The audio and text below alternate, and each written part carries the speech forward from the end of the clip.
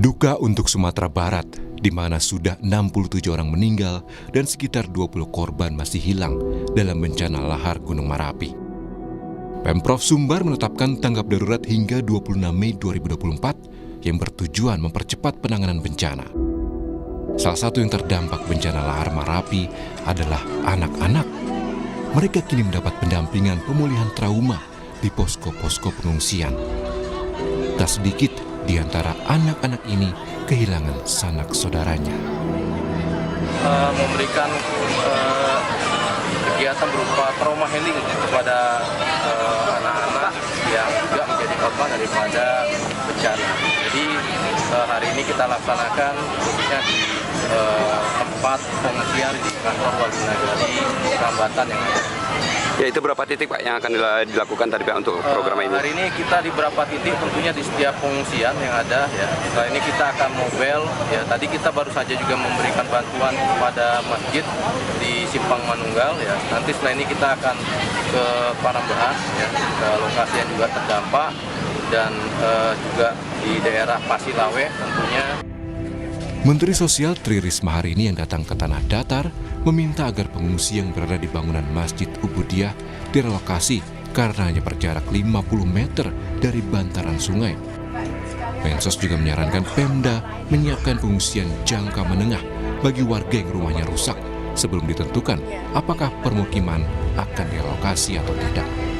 Pertama harus memindah pengungsian yang ada di jalur lahar dingin karena kita tidak tahu kondisi cuaca ini. Itu untuk waktu yang sedang dan terutama yang kondisi rumah-rumahnya hancur, itu kondisi waktu jangka menengah maupun jangka panjang. Sementara itu, Menteri Pertahanan yang juga Presiden terpilih, Prabowo Subianto, menyerahkan bantuan untuk korban banjir lahar hujan Gunung Merapi di Padang, Sumatera Barat. Prabowo tiba di Padang Pariaman usai kunjungannya ke Qatar. Bantuan yang diserahkan akan disalurkan ke wilayah terdampak, diantaranya Kabupaten Tanah Datar, Agam, dan Kota Padang Panjang. Sejumlah wilayah yang terdampak banjir lahar hingga longsor di Sumatera Barat, antara lain Agam, Tanah Datar, Padang Panjang, hingga Padang Pariaman. Tim Liputan, Kompas TV.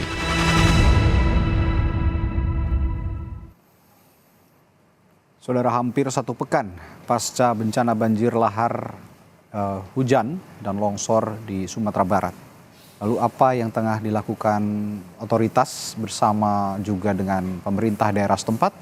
Apakah opsi memindahkan warga dari lokasi bencana menjadi sebuah keharusan? Kita ulas bersama dengan Bupati Tanah Datar Eka Putra dan salah satu korban bencana yang berada di pengungsian yang ada di Agam, Pak Edi Widodo. Selamat pagi Bapak-bapak, Pak Bupati, Pak Edi. Selamat pagi, Pak. Mas Radi.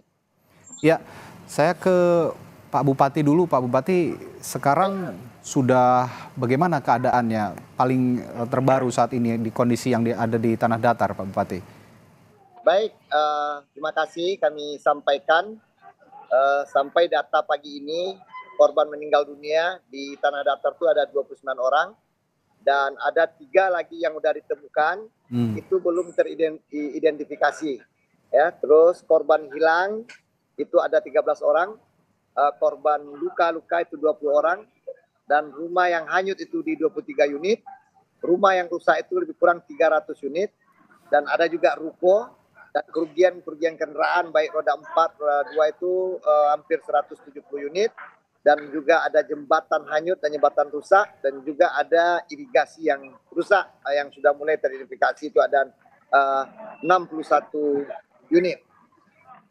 Baik, yang rusak parah ada 300 ya Pak Bupati ya, rumah tadi ya yang Anda katakan ya? Jadi untuk rusak parah, rusak ringan, rusak sedang itu nanti ada yang mengidentifikasi dari PNBB. Oh, baik. Kami melaporkan ada keadaan rusak rumah di Tanah Datar itu ada 300-an. 300. Itu secara keseluruhan begitu ya? Ada tim yang akan mengidentifikasi yang mana asesmen itu ada yang berat, ada yang ringan dan sedang. Ya. Begitu Mas Hadi. Baik, saya ingin menyoroti juga ini beberapa dampak destruktif yang disebabkan oleh banjir lahar hujan beberapa waktu yang lalu yang menimpa Tanah Datar. Ini mayoritas warga yang terdampak terutama warga yang rumahnya rusak parah ini memang berada di sekitar sungai yang dialiri air dari hulu Gunung Merapi, betul begitu Pak Bupati? Betul sekali. Jadi yang rusak itu di di das gitu, Di das, ya, daerah sungai. aliran sungai begitu ya? Ya, di das. Dan bahkan air lahar dingin ini jarak dari sungai itu sampai 200 meter kiri kanan itu. Jadi sampai 400 sampai 500 meter pelebarannya. Ya. Berarti memang sangat destruktif dan sangat masif begitu ya peristiwa lahar hujan kemarin itu. Lalu ya berdasarkan pantauan Anda juga di sana, warga-warga ini sebelumnya sudah ada early warning system atau peringatan dini jika akan terjadi lahar hujan atau seperti apa Pak Bupati sebelumnya? Sudah, ini kan bukan yang pertama. Betul. Kita bulan Ramadan dulu itu sudah terjadi juga, dan air sudah besar. Kita sudah mengingatkan semua, baik kami pemerintah kabupaten kota maupun Forkopimda ya, dan juga pemerintahan kecamatan dan nagari itu sudah memberitahu kepada warga kami di Pantaran. Tapi ini di luar dugaan ya, di luar dugaan Ya. ini air itu, lahar itu sampai 200 meter sampai 300 meter kiri kanan. Jadi membuat sungai itu melebar, airnya keluar, lahar itu keluar dari Meluap sungai. begitu ya? Itu dengan lumpur yang ketinggiannya itu lebih kurang 1,5 meter. Ya, menurut analisis dari pemerintah Tanah Datar sendiri, dari ahli-ahli yang bekerja sama juga dengan pemerintah, bagaimana Pak? Mengapa itu bisa terjadi? Mengapa itu bisa melebar akhirnya seperti yang Bapak bilang tadi 200 meter lebih luas dampaknya dan juga lebih masif begitu? Mengapa bisa demikian? Tidak seperti biasanya? Ya, yang pertama kencangnya hujan, derasnya hujan, debit hujan tinggi ya di Gunung Merapi maupun di bawah, Ya. sehingga ada beberapa sungai ini yang tidak ada check dam. Oke. Ya, yang belum ada check damnya.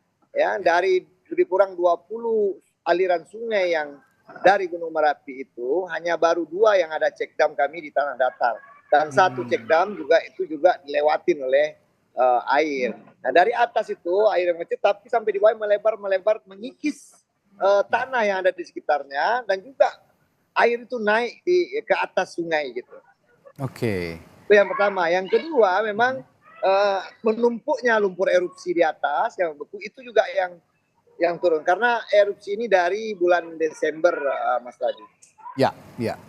2023. Ya. Intensif begitu ya.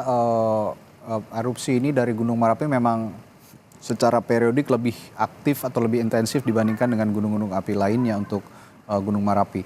Baik, sebelum saya ke Pak Widodo, saya akan sapa dulu, sudah hadir bersama kita juga Kepala Pusat Data Informasi dan Komunikasi Kebencanaan Badan Nasional Penanggulangan Bencana, Pak Abdul Muhari, yang juga tersambung melalui sambungan virtual. Selamat pagi, Pak Muhari. Selamat pagi, Mas Andi. Sehat Pak ya? Alhamdulillah sehat. Semangat terus nih Pak. Baik, Pak Muhari, tanggap darurat hingga 26 Mei ini masih fokus di pencarian atau sudah menyangkut hal-hal lain seperti misalnya relokasi ataupun juga mencari solusi lain untuk memindahkan pengungsian yang masih berada di lokasi-lokasi yang tidak aman atau seperti apa Pak Muhari? Ya, kemarin kita sudah melakukan rapat lintas sektor yang juga dihadiri oleh pimpinan daerah, Bupati Tanah Datar, Sekda Agam, dan juga Wakil Gubernur.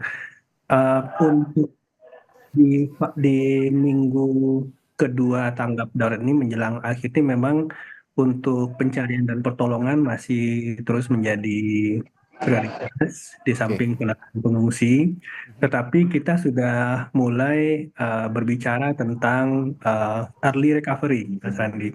Oke. Persiapan-persiapan yang kita perlukan jelang nantinya kita masuk pada fase transisi darurat menuju rehabilitasi dan rekonstruksi. Kita sudah mulai mapping kembali daerah rawan bencana di sekitar aliran atau zona peta rawan bahaya yang dikeluarkan oleh BMBG, kemudian mulai menghitung berapa saja sebenarnya jumlah penduduk yang mungkin saat ini tidak terdampak tetapi mereka berada pada zona merah aliran lahar atau aktivitas vulkanik Gunung Merapi. Karena kita tidak hanya berbicara bagaimana merekonstruksi pemukiman atau hidup dan penghidupan warga yang terdampak saat ini, tetapi kita juga harus mengenalkan warga yang berpotensi terdampak bencana serupa di masa datang. Oke. Nah, mulai menghitung itu, ada estimasi-estimasi jumlah penduduk yang kita sudah selesai dari 60 rumah sampai 160.000 rumah yang berada pada zona kawasan rawan bencana kalau kita menggunakan skenario hanya pada zona tersebut, kemudian kita kasih buffer 500 meter kiri kanan, seperti tadi disampaikan Pak Bupati, kalau aliran ini dia menyebar sampai 200 meter kiri kanan, sampai selesai kalau buffernya ini 1 kilo. Nah, kita sudah memetakan itu, tapi kita juga melakukan cost benefit analysis. Bagaimana kalau masyarakat yang berada di daerah potensi terdampak ini bukan objeknya yang kita perhatikan, tapi sumber bencananya yang kita kurangi. Tadi disampaikan juga oleh sama Pak Bupati bahwa bagaimana kalau kita potensi bencana yang kita tutup atau yang kita kurangi, misalkan dengan membangun sabodam atau check dam di atas itu. BNPB juga sudah melakukan analisis kira-kira minimumnya yang kita butuhkan dalam sesegera mungkin ini berapa. Itu sudah kita keluarkan dan PUPR juga kemarin sudah kita informasikan dan berkomitmen untuk segera menindaklanjuti ini.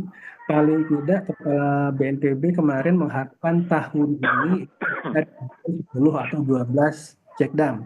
Dilanjutkan kemudian di tahun depan 13 check dam supaya nanti rencana 25 check dam ini untuk mengurangi besaran volume material vulkanik yang berpotensi turun ke pemukiman warga ini bisa kita benar-benar minimalisasi. Nah, skenario-skenario seperti ini sudah kita bicarakan dan semua sektor terkait kemarin sudah mengamini dan setuju, termasuk juga untuk tadi yang Mas Randy ditanyakan peringatan dini.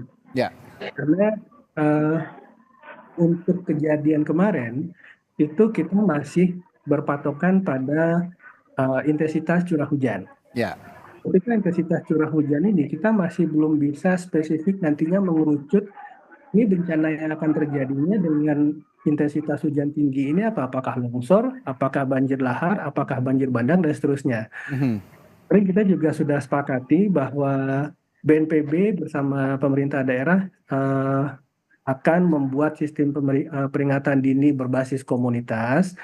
Artinya kita akan membangun instrumen-instrumen, equipment, kita akan menginstal equipment di hulu sungai yang bisa memantau kenaikan yang tidak normal dari permukaan air atau debit air di sungai, sehingga kita bisa dengan cepat memberitahukan kepada masyarakat di hilir apakah ada potensi banjir bandang, apakah ada potensi banjir lahar ataupun ada potensi hal lainnya di daerah hulu, sehingga masyarakat di hilir itu bisa sesegera mungkin melakukan aksi. Nah, hal-hal seperti ini sudah mulai kita bicarakan di samping secara praktek di lapangan pencarian korban dan penanganan pengungsi, pembersihan dan dampak itu masih menjadi prioritas. Iya, dari tadi mungkin juga pemirsa Kompas TV mendengar apa itu check dam. Saya akan mencoba menjelaskan juga ini, koreksi juga kalau saya salah Bapak-bapak, Pak Muhari juga Pak Bupati, check dam itu adalah bendungan kecil ya, kira-kira begitu ya, bendungan kecil yang dibangun melintasi saluran air atau sungai yang bertujuan untuk menurunkan kecepatan aliran air, kurang lebih begitu ya, Pak Bupati dan Pak Muhari ya. Dan menahan material-material yang dibawa oleh air itu. Jadi pasir, batunya tinggal di atas, nanti airnya mengalir ke bawah. Tapi air mengalir ke bawah itu arusnya sudah tidak destruktif. Oke. Dan tadi juga Pak Bupati menekankan juga tetap akan dikembangkan terus untuk pembangunan check dam di sejumlah aliran sungai, karena dari 20 tempat-tempat aliran sungai itu baru ada 2 ya hingga saat ini yang di tanah datar. Baik, saya ke Pak Widodo dulu, Bapak. Pak Widodo, sekarang Bapak mengungsi di daerah mana yang ada di Agam, Pak Widodo? Di daerah Simpang Bukit, Pak. Oke, ini cukup aman ya Pak ya daerahnya dari aliran sungai yang dialiri dari hulu Gunung Merapi ya Pak? Iya, betul, Pak. Sudah jauh begitu ya. Bapak, ya, Bapak saat ini rumah rusak Pak kondisinya atau seperti apa? Dan saya kebetulan kami berusaha di sini, saya bengkel. Oke, bengkel. Bengkel. Jadi sebelah bengkel itu tempat tinggal saya biasanya. Sekarang sudah tidak bisa dihuni karena rusak lah. Rusak, Bengkel ya? saya habis. Ya. Oke. Jadi bengkel dan rumah itu bersebelahan begitu ya Pak ya? Bersebelahan. Lokasinya. Ini lokasinya jauh dari aliran sungai atau cukup dekat? Seberapa jauh jaraknya Pak Widodo? Sekitar 35 meteran, Pak. Oh, tidak jauh ya kalau 30 meter ya. Sangat dekat ya, tidak sampai setengah kilo, tidak sampai 100 meter, bahkan 30 meter. Ini cukup dekat. Nah, pada saat kejadian bisa diceritakan Pak, waktu itu Bapak sedang apa dan bagaimana kondisi pada saat terjadi lahar hujan di sana waktu itu? Terjadinya sangat cepat sekali, Pak. Cepat sekali ya? Ya, cepat sekali. Mungkin dalam hitungan detik lah. Oke. Pada saat itu Bapak sedang berkegiatan apa? Kami sedang beristirahat. Beristirahat ya, karena memang Ya, beristirahat. malam ya. Ya, malam.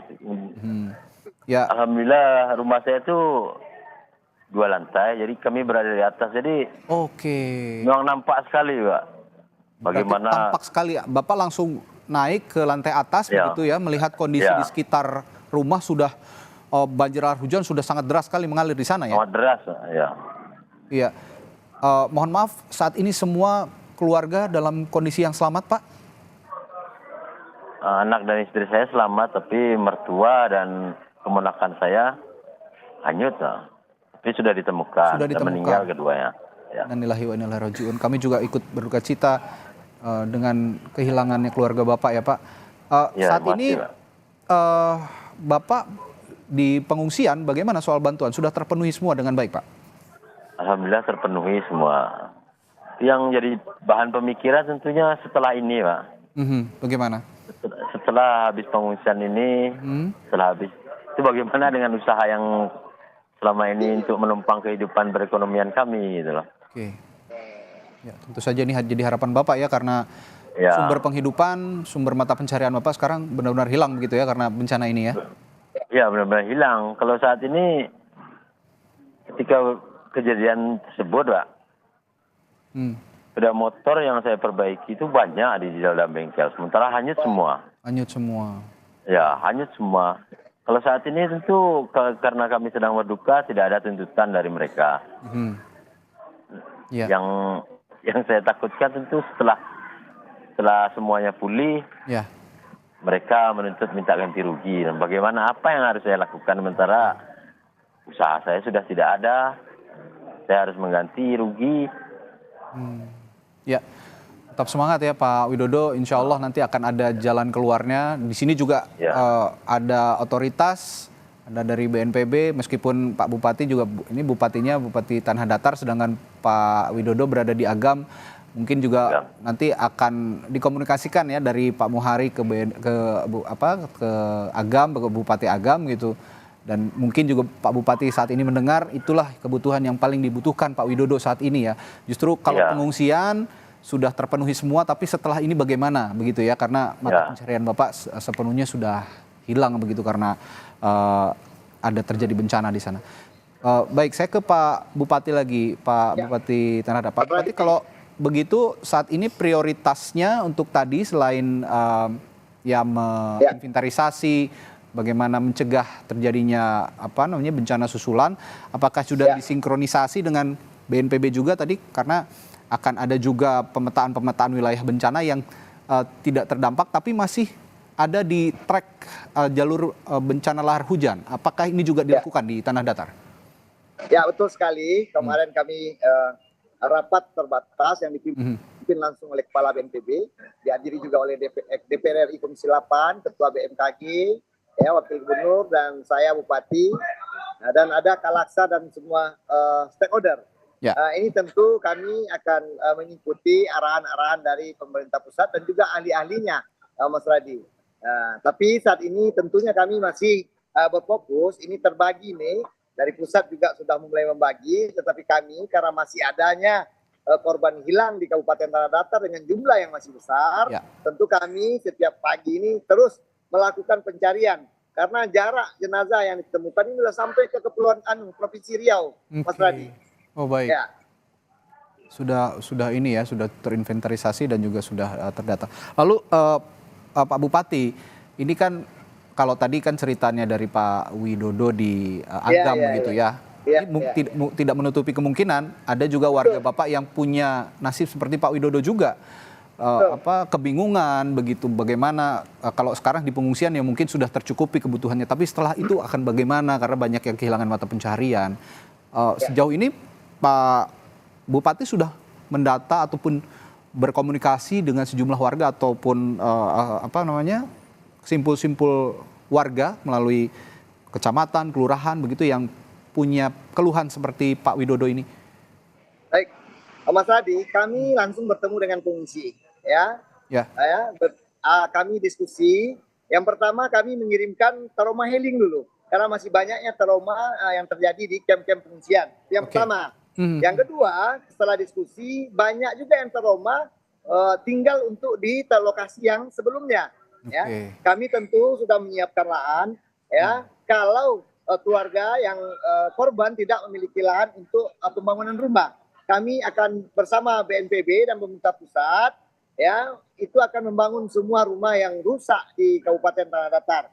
Terus bagaimana kehidupan selanjutnya? Tentu setelah kami trauma healing, tempat tinggalnya sudah ada, kami akan mengadakan pelatihan, ya, untuk bagaimana bisa mandiri, ya, bisa bangkit kembali warga kami. Pelatihan tentu bantuan modal yang diberikan, yang tentunya ini akan di bawah naungan Kementerian Sosial nantinya. Kami akan berkomunikasi terus dengan pemerintah pusat, baik BNPB, Kementerian PU, untuk memperbaiki jembatan yang rusak banyak sekali juga tempat kami, ada 36 unit itu, dan juga jalan-jalan rusak. Semua akan kita recovery kembali, tapi tentu ini tanpa bantuan dari pusat, itu sulit juga kami lakukan. Tapi alhamdulillah, luar biasa. Ya, terima kasih saya ke pemerintah pusat, sama Bapak Presiden, Bapak Menhan, Menteri Sosial, BNPB, dan semua kementerian juga banyak yang sudah memberi semangat dan memberi bantuan kepada kami, khususnya Kabupaten Tanah Datar, ya, sehingga juga bisa bertemu Menteri Sosial, bertemu langsung dengan pengungsi kami,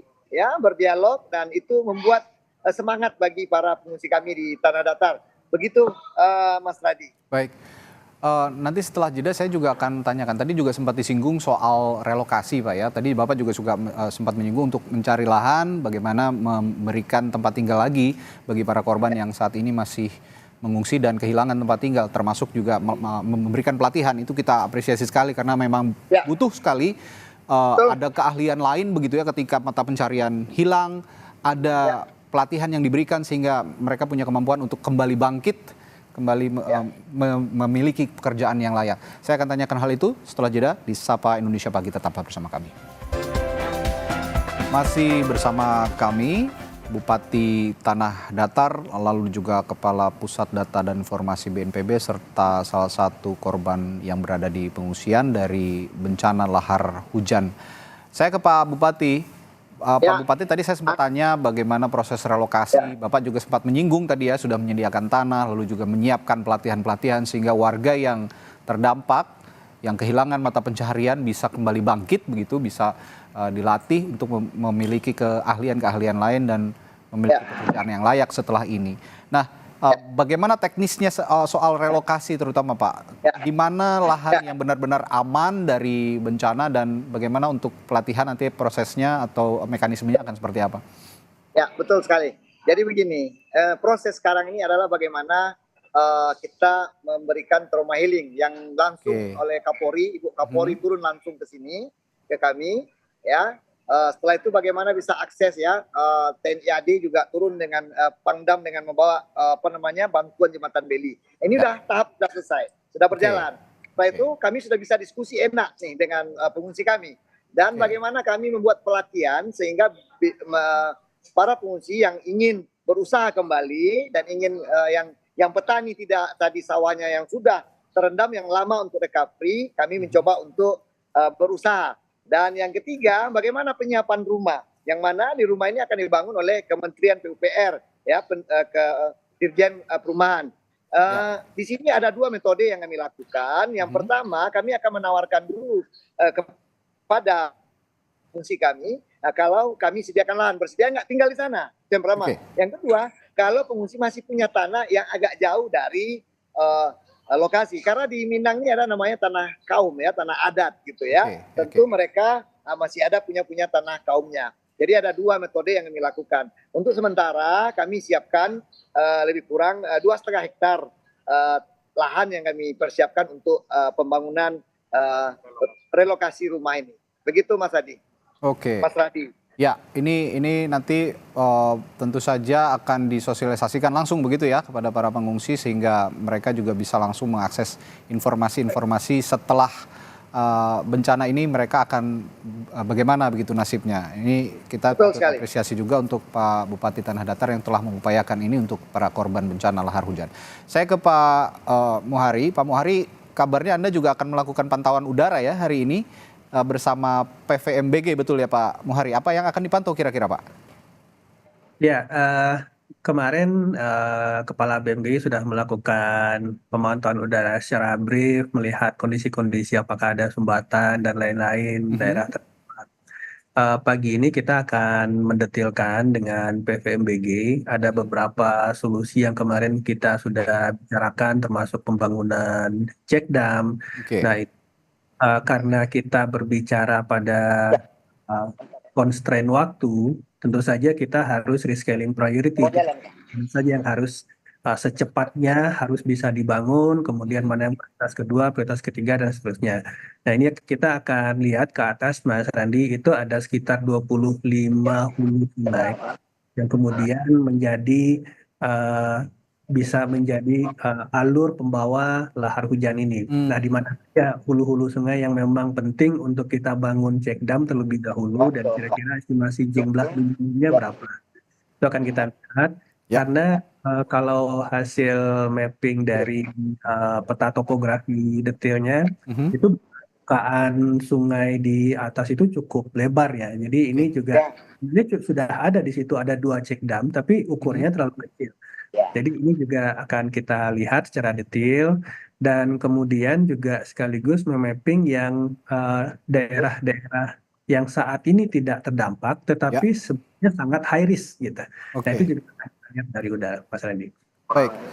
Saya tertarik juga, kemarin sempat ada pernyataan dari Ibu Dwi Korita Karnawati, Kepala BMKG, bahwa ada modifikasi cuaca atau TMC ya, teknik modifikasi cuaca yang ditetapkan sampai tanggal 19 Mei begitu, karena memang ini berguna untuk proses pencarian sepertinya, karena intensitas hujan bisa dikurangi begitu ya dalam beberapa waktu ke depan. Nah, ini akan tetap sampai tanggal 19 atau akan diperpanjang, karena kan masa tanggap darurat juga sepertinya masih panjang begitu Pak Muhari. Iya, mulai dari 2 hari yang lalu BNPB mengoperasikan 1 unit pesawat jenis Caravan untuk melakukan operasi modifikasi cuaca dengan dukungan BMKG. Ini kita tentu saja melihat kondisi kebutuhan dan di lapangan. Saat ini biasanya itu mulai dari jam 11 atau jam 12 itu sudah hujan. Nah, dalam 2 hari ini kita sudah bisa geser sedikit nih Mas Randi, tapi kita nggak bisa menahan benar-benar sampai sore. Biasanya jam 3 itu udah nggak ketahan tuh. Nah, ini kita akan coba benar-benar optimalkan supaya operasi pencarian, operasi perbaikan infrastruktur kritis seperti jembatan itu memang bisa difungsikan paling tidak di 12 jam siang, pagi hingga sore itu. Karena kalau kita cuma terputus misalkan 6 jam, 7 jam, kemudian sudah hujan, ini sepertinya giat tanggap darurat kita di fase tanggap darurat ini agak sedikit terkendala dengan cuaca. Nah, ini kita tidak mematok waktu, nanti tentu saja bergantung pada kondisi di lapangan. Sekiranya masih dibutuhkan, masih ada kondisi-kondisi yang perbaikan infrastruktur atau pembersihan daerah terdampak, tentu kita pertimbangkan untuk teruskan. Jadi pada prinsipnya ini mengikuti kebutuhan dan dinamika di lapangan, Mas Baik. Randy. Ya, memang sangat dinamis dan juga cuaca di sejumlah wilayah yang dialiri sungai dari hulu Gunung Merapi ini juga memang tidak menentu begitu ya kira-kira Pak Muhari ya. Memang sangat anomali jika tadi kemarin juga saya sempat mendapatkan penjelasan meskipun musim kemarau tapi kalau di dataran tinggi di dekat-dekat Gunung Merapi itu memang sangat tidak menentu sekali cuacanya begitu. Dan Pak Muhari ini kan tadi kita juga bertanya kepada Pak Widodo begitu ya bagaimana kondisinya dan tadi ada keluhan juga dari Pak Widodo sebagai warga yang terdampak begitu dari korban lahar hujan ini. Tadi Pak Widodo sempat mengeluhkan bagaimana nasib kami begitu para korban setelah pas bencana yang menimpa mereka kehilangan tempat tinggal, kehilangan mata pencaharian. Ini apakah hal-hal ini juga akan dikomunikasikan oleh BNPB kepada pemerintah daerah setempat maupun juga berkoordinasi dengan pemerintah pusat, Pak Muhari? Ya, memang bencana ini tidak hanya merenggut hidup ya, tetapi juga penghidupan. Betul. Dan ini yang kemudian menjadi concern kita dalam ini hari ke-6 Kepala BNPB ada di lokasi dan kebetulan sudah sempat mengunjungi hampir semua titik pengungsian dan berdialog langsung. Memang concern masyarakat itu sebenarnya bukan pada kondisi saat ini ya, tetapi kondisi setelah ini. Nah, sudah kita diskusikan dengan pimpinan daerah provinsi. Jadi Pak Gubernur pada saat itu juga sudah memastikan bahwa tidak hanya kebutuhan-kebutuhan yang disampaikan masyarakat pada saat dialog itu, bahkan sampai pada kondisi ada anak saya mau ujian sidang, tapi laptopnya terbawa. Ini gimana Pak Gubernur, gimana Pak Kepala BNPB sampai hal-hal sedetil itu kita sudah bicarakan. Artinya tentu saja pemerintah tidak akan lepas tangan. Mekanismenya nanti kita bicarakan. Tentu saja hal teknis terkadang tidak semuanya bisa kita mengacu pada aturan yang ada, tetapi pasti akan ada kemudian bisa melihat kebutuhan apa sebenarnya yang secara konkret dirasakan oleh masyarakat dan tentu saja kita sebagai pemerintah akan berusaha untuk memenuhi itu. Oke. Ya, begitu Pak Widodo. Tadi kita juga sudah mendengar penjelasan dari Pak Muhari sebagai juga perwakilan dari pemerintah pusat, Badan Nasional Penanggulangan Bencana dari pusat begitu. Jadi tidak usah khawatir Pak Widodo. Banyak yang akan membantu Pak Widodo begitu kira-kira nanti setelah bencana ini sehingga bisa kembali bangkit Pak Widodo juga dan keluarga. Nah, ini kalau untuk relokasi nanti misalkan tadi juga Pak Bupati Tanah Datar telah menjelaskan, tapi saya tidak tahu kebijakan di Kabupaten Agam ya. Kita harus konfirmasi juga. Tapi jikalau memang nanti ada relokasi, dipindahkan begitu ya tempat tinggal Pak Widodo diberi pelatihan, Pak Widodo akan bersedia ya Pak? Bersedia Pak. Ya, akan bersedia dan itu menjadi penghidupan baru begitu ya kira-kira Pak Widodo nanti ke depannya? Ya betul sekali Pak, tapi ya terima kasih banyak. Kalau sudah seperti itu kan ikuti saja aturannya. Saat ini anggota keluarga ada berapa Pak? Kami satu rumah tuh 5 orang. Berlima ya Pak? Saya ya berlima. Mas Randi, mohon maaf saya harus izin pamit. Oh baik, Pak Muhari akan melakukan pantauan udara ya Pak ya? Bersama PVMBG. Baik, terima kasih Pak Muhari. Nanti kita akan perbaharui lagi kalau memang ada informasi setelah pantauan udara dari Pak Muhari. Nanti kami akan coba hubungi kembali, mungkin mudah-mudahan bisa tersambung Pak. Terima kasih Pak ya, sehat selalu Pak. Terima kasih. Baik, ya Pak Widodo, saya lanjutkan. Berarti anggota keluarga ada 5, Bapak, istri, dan anak-anak ya Pak ya? Anak ya, 3 anak. Anak-anak sudah sekolah semua Pak? Atau masih ada yang balita? Satu sekolah yang paling besar sudah bekerja. Oh, yang paling besar sudah bekerja bahkan? Sudah bekerja ya. Baik. Kemudian yang paling kecil balita, masih 2,5 tahun. Oke. Ini yang masih sekolah, gimana kondisi sekolahnya Pak? Ya ke sekolah tidak bisa aktif karena dipakai untuk pengungsian. Oke, oh sekarang sekolah-sekolah banyak dipakai untuk pengungsian ya Pak ya? Ya, betul Pak. Oke, lalu ada untuk anak Bapak yang masih bersekolah ini ada juga bantuan ataupun pelatihan atau belajar di pengungsian begitu untuk tidak ketinggalan pelajaran saat ini? Adakah bantuan seperti itu Pak? Sementara ini di sini belum ada Pak, tapi Belum, ya? belum ada. Tapi kalau trauma healing untuk menghilangkan Ada. trauma begitu ada Pak ya? Ada trauma Terutama untuk anak-anak yang masih balita ini. hiburan untuk anak-anak ada. Oke. Bapak istri bekerja juga Pak? Enggak, ibu rumah tangga. Oh, ibu rumah tangga, baik.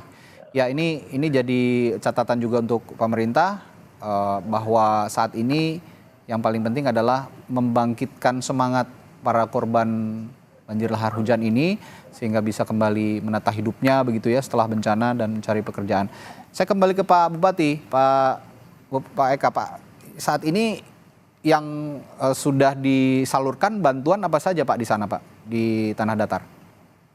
Ya, yang pertama tentu kebutuhan hari-hari ya. Oke. Kebutuhan hari-hari termasuk sembako, ya. Terus yang kedua untuk infrastruktur, ya. Terus trauma healing tadi, yang tadi saya sebutkan dari awal. Ya. Dan juga bantuan-bantuan bagaimana anak-anak kami ini bisa sekolah. Itu dari Kemensos bekerja sama dengan kami kita bikinkan tempat. Jadi guru didatangkan. Gurunya didatangkan ya? Ya, guru yang didatangkan. Oke. Jadi anak-anak juga tidak ketinggalan mata pelajaran gitu ya? Betul sekali Mas Randi. Jadi kami ini di tenda Kemensos atau tenda-tenda kami, anak-anak di sana selain trauma healing yang program dari kemarin yang Ibu Kapolri langsung turun tangan ya, juga ada juga dari Kemensos dan kami sendiri dari Pemda ya, dan juga dibantu oleh UIN Mahmud Yunus yang ada di Batu Sangkar Kabupaten Tanah Datar. Oke. Ya, Pak Bupati, saya juga kemarin sempat berbincang dengan ahli vulkanologi begitu ya, bahwa sebenarnya kondisi di Sumatera Barat termasuk di Tanah Datar ini juga cukup berbeda lah ya dengan kondisi-kondisi di wilayah lainnya di Indonesia. Ada sisi kultural yang harus diperhatikan, ada juga sisi kemanusiaan, ada juga sisi risiko bencana yang harus diperhatikan. Saya ingin bertanya kepada Pak Bupati, ini banyak warga yang tinggal di sekitaran sungai yang secara kultural sudah banyak sekali di sana yang menetap lama, sudah sejak lama begitu berada di sana. Bagaimana Bapak menyeimbangkan sisi kultural ini, sisi kemanusiaan dan sisi risiko kebencanaan, Pak? Ya, baik. Tentu pertama bagi warga kami yang tidak jauh dari sungai, kita orang Minang ini merantau itu mengikuti aliran sungai. Jadi itu yang kemarin saya juga diinformasikan seperti itu.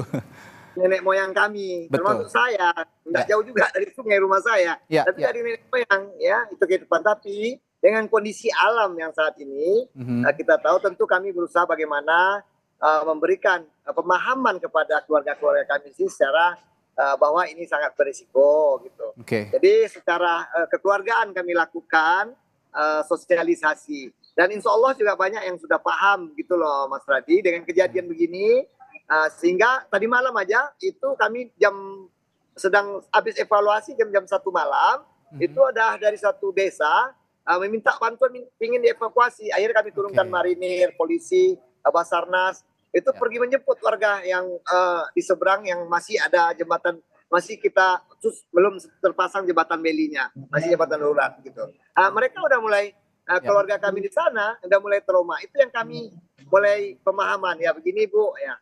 Tentunya ini perlu kerjasama kita semua. Bagaimana kita saling pengertian di sini dengan warga, dengan keluarga-keluarga kami yang dirantau, yang juga membantu pemahaman ini kepada keluarga atau di warga yang ada di seputaran sungai aliran Merapi dan juga sungai aliran Gunung Singgalang. Ya. Karena tempat kami ini 2 sumber yang bencana ini, Gunung Merapi dan juga banjir bandang dari Gunung Singgalang gitu Mas Radi. Oke, wah ini berarti peta kebencananya lebih lengkap lagi begitu ya untuk di Tanah Datar. Ya. Tahu nggak Mas, saya seperti habis kalah perang ini keadaan kami di sini.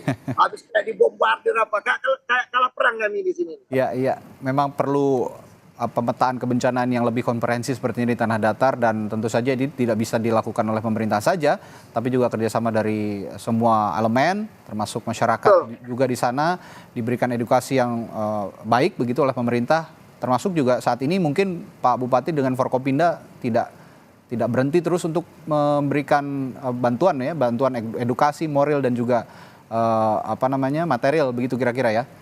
Betul sekali, Mas Radi. Baik, terima kasih Pak Bupati, Pak Eka Putra, Pak Bupati Tanah Datar telah berbagi informasi di Sapa Indonesia Pagi. Semoga juga apa yang terjadi di Tanah Datar semua segera pulih, segera bangkit. Amin. Termasuk juga Pak Widodo, Pak Edi Widodo yang berada di Agam. Saya berpesan tetap semangat Pak, bangkit lagi meskipun saat ini terjadi bencana. Saya yakin ada jalan yang bisa memberikan penghidupan kembali untuk Bapak menjalani kehidupan yang lebih baik setelah bencana ini. Salam untuk keluarga Pak, sehat selalu ya Pak Widodo, Pak Bupati, sekali lagi terima kasih. Terima kasih Mas Radi, makasih banyak. Ya, assalamualaikum. Saudara, waalaikumsalam warahmatullahi wabarakatuh.